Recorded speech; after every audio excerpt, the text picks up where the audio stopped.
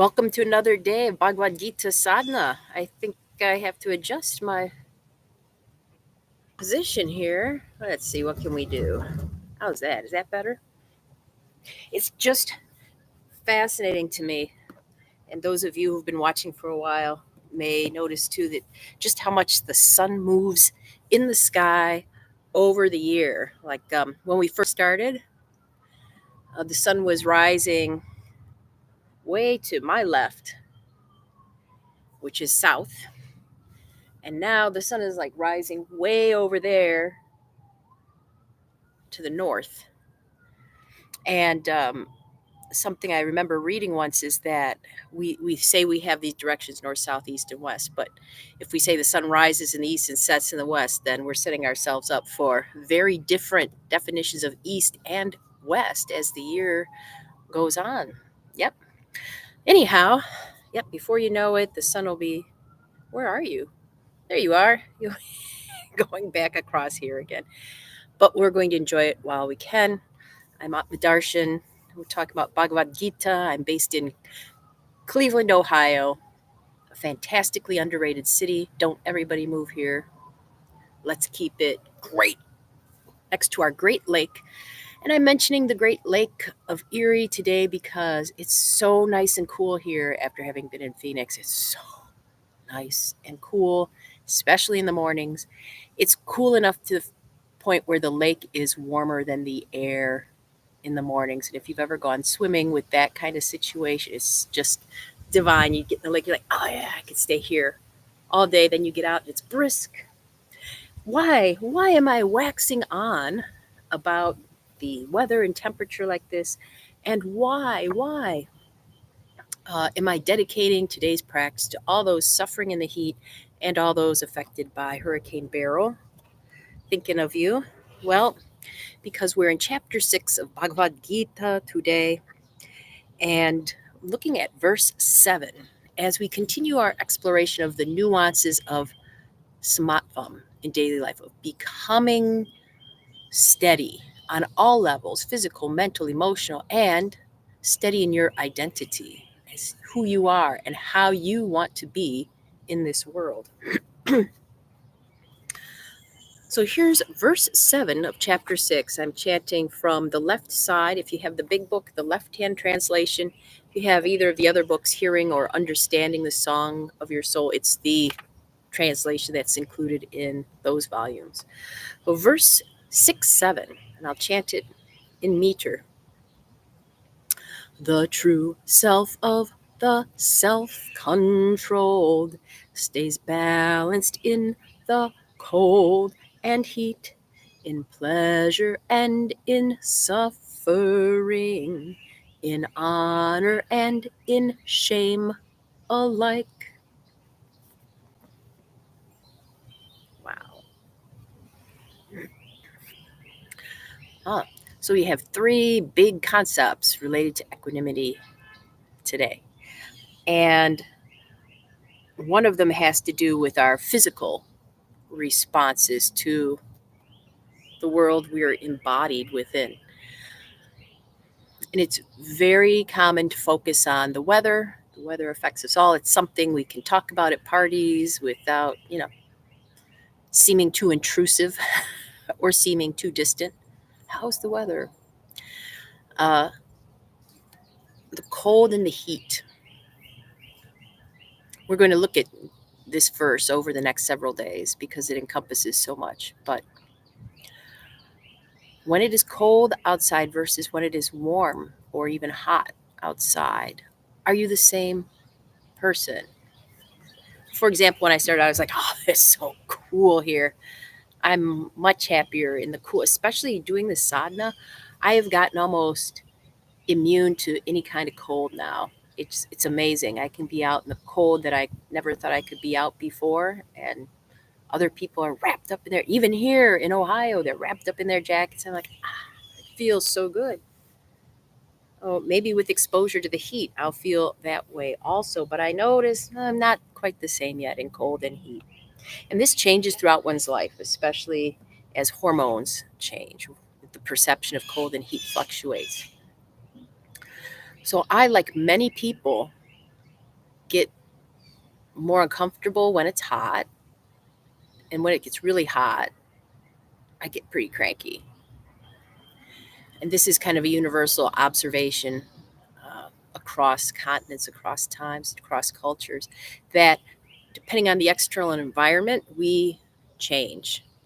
And we may change into somebody we're happy with or somebody we're not happy with. But we have to realize, I think we all do, especially if you live in some of these continental places. It's interesting. Everywhere I go, I say, "Oh, you don't like the weather here? Just wait 15 minutes." So that's pretty common in the United States. Um, so, except in Phoenix, that was my experience. We live in this ever fluctuating state of the material world, and we let ourselves be affected by it so much. Why? Why can't we learn how to be the same? I mean, when it gets hot out, why can't we still be pleasant to others? What gets triggered inside of us? And this is said to be one of the advantages of having a birth or an embodiment as a human, is that we don't just react. Like the animals around here react and adapt, although they really change their behavior too.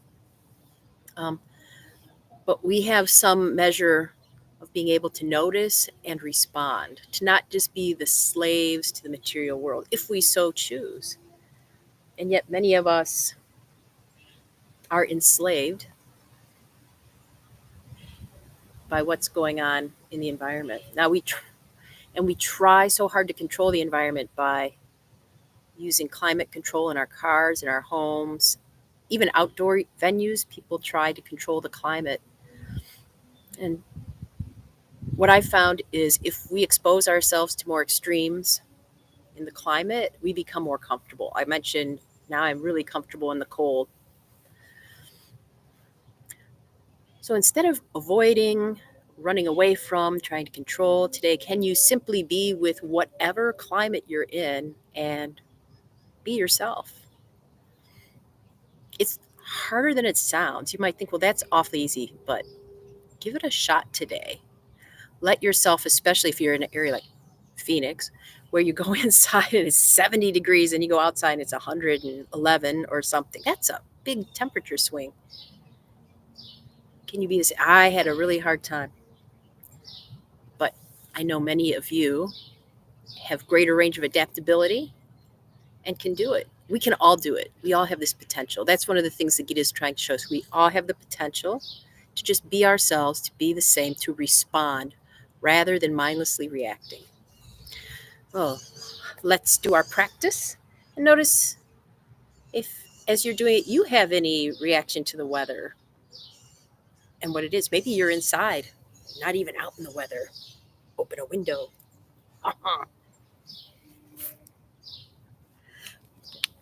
Knees.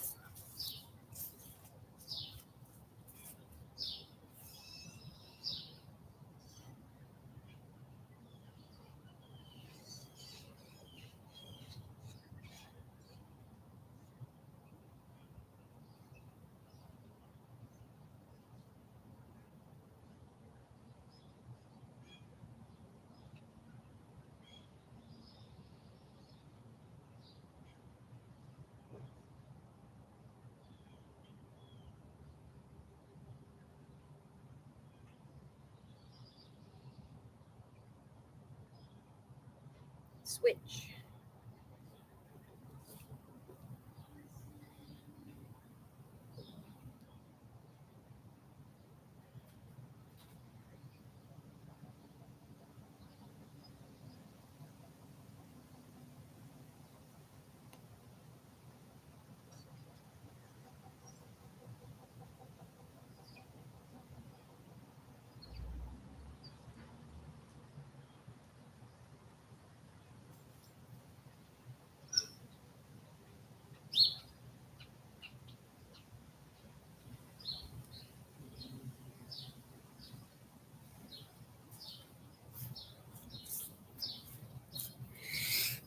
I had a nice temperature differential there, and my back is hot because I've got a black shirt on and the sun was shining on it, and my front was cold. Very interesting. So please contemplate today whatever you wish, or if you want something more concrete, how does the weather affect you? Let's go for 5.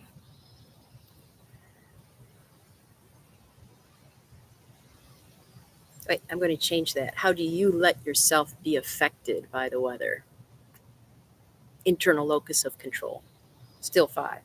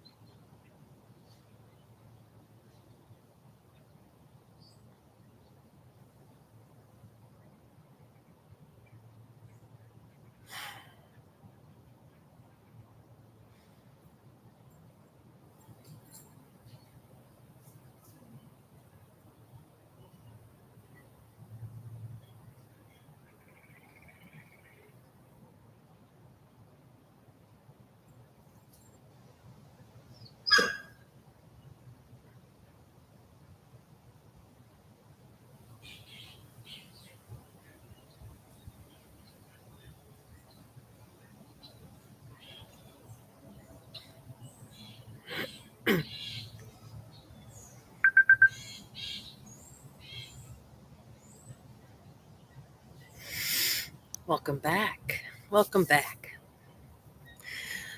So, the weather can symbolize everything we feel like we just cannot control, the vicissitudes of the back and forths of life. We can try to keep ourselves in one climate controlled box, or we can gradually expand so that our comfort zone expands. And which option will you choose today? To all those who joined me for the talk about Phoenix last night, it was wonderful to have you. We'll have more events coming up. I'll keep you posted on those. And of course, more of these daily videos. So until I see you again, may you be comfortable.